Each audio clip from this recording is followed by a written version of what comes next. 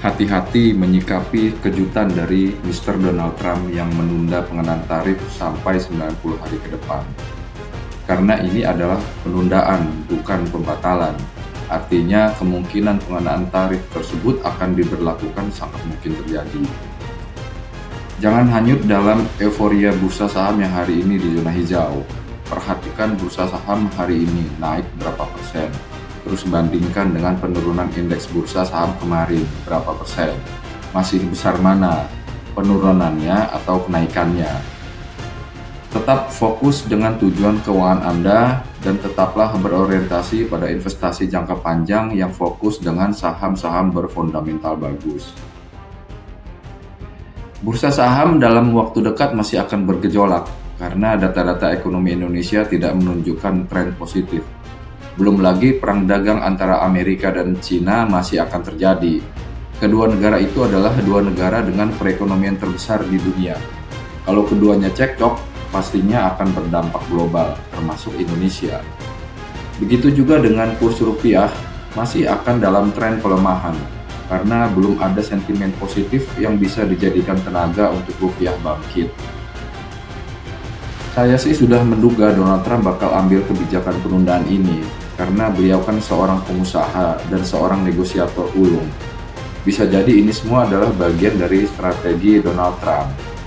Langkah Trump ini adalah bagian dari manuver diplomasi ekonomi yang tengah ia bangun, di tengah tekanan global dan domestik terkait arah kebijakan perdagangannya.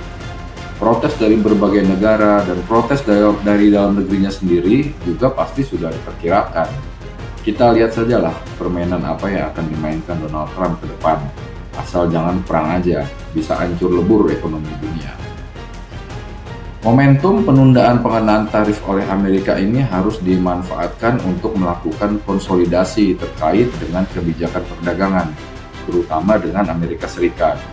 Peluang reshoring dari beberapa negara yang diekspektasikan akan terkena dampak lebih besar dari Indonesia, seperti Vietnam, Bangladesh, China, dan Thailand itu bisa dioptimalkan. Industri seperti tekstil, garment, sepatu, dan furniture bisa menjadi industri yang memiliki prospek positif untuk Indonesia. Oleh karenanya, pemerintah harus memberi perhatian lebih pada industri ini.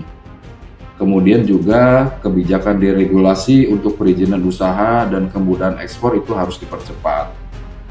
Selain itu juga ada peluang untuk meningkatkan impor dari Amerika Serikat terkait dengan sektor perminyakan, bahan kimia, serta bahan pangan yang bisa kita jadikan poin negosiasi yang perlu dimaksimalkan pada Amerika. Yang terakhir, perubahan tingkat komponen dalam negeri menjadi hal penting untuk dilakukan secepatnya. Karena banyak perusahaan Amerika Serikat yang ingin berinvestasi di Indonesia terhambat karena hal ini. Lihat saja kasus Apple kemarin yang harus terkatung-katung karena masalah ini. Demikian pembahasan kita terkait kejutan terbaru dari Mr. Donald Trump. Pokoknya harus tetap hati-hati, jangan panik, karena dalam dunia investasi itu ada yang namanya siklus.